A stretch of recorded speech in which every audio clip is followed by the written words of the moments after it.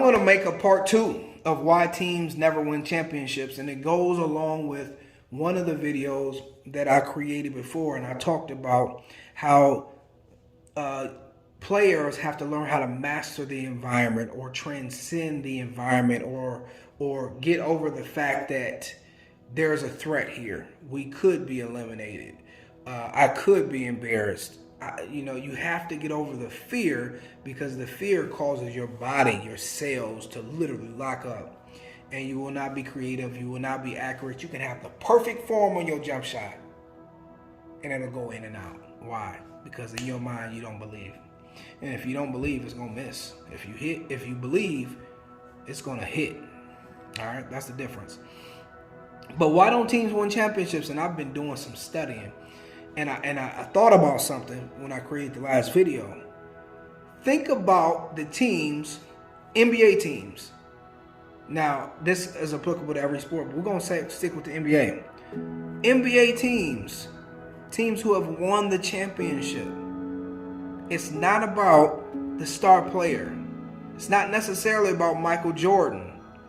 It's about that player who was a role player but played such a good game in pivotal moments that he caused his team to go over the top. It's the role players, not only the stars. Obviously, we got Mike, but we had Rodman, who was doing the dirty work, who was getting rebounds. If you watch some of them Utah Jazz series and just Google Dennis Rodman highlights, you'll see how he has taken over mentally and caused Utah Jazz to mess up. Okay, if you look throughout those series, you're going to see Steve Kerr make shots that are composed in pivotal moments that put his team over the top. You're going to see John Paxson. Come on. If you're looking at the Lakers, obviously you got Big Shaq, you got Kobe Bryant, and those are the people who are the stars. But through all those championships, we're talking about championships here, not regular season. With all those stars, the people who you're going to see, the Bulls, I forgot Ron Harper, sorry. With the Lakers specifically, you're going to see Derek Fisher making big-time shots in big-time pivotal moments. That boy putting that lefty shot up, making the shot. You're going to see Robert Horry. You're going to see Brian Shaw. These are the people that you're going to see. So when you're talking about LeBron winning championships, you're going to see Ray Allen making his shots. You're going to see Kyrie Irving doing his thing. But Kyrie Irving's probably more of a main player. But you'll notice Josh, what's his name? Smith? The Henny guy? I forget his name. I forget his name off top.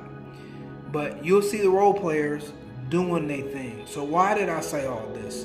I said all this to say that if you want to increase your odds to winning championships, it's important that everyone on the team trains mentally, because your role players have to believe that you can win. Your role players have to be in tune with each other. The chemistry must be tight, and you guys have to be mentally tough. It's the role players that are making this thing happen.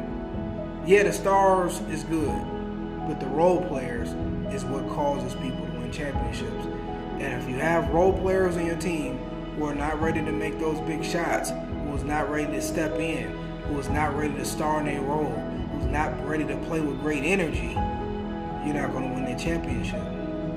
So that's another reason, one of the minor reasons, but still another reason that people don't really think about. If I'm a coach, why I want to hire a mental guy to come in to work with my role players so that they are sharp. Because it's not only the mind, but it's the heart. It's not only the thoughts on the outer, but it's the inner thoughts. It's the inner mind, which is responsible for 90% of performance. And what I say before, you don't want to be a coach who's frustrated because you dedicated day and night to try to study film, and you realize none of your players have changed their mind. They have not upgraded their mindsets.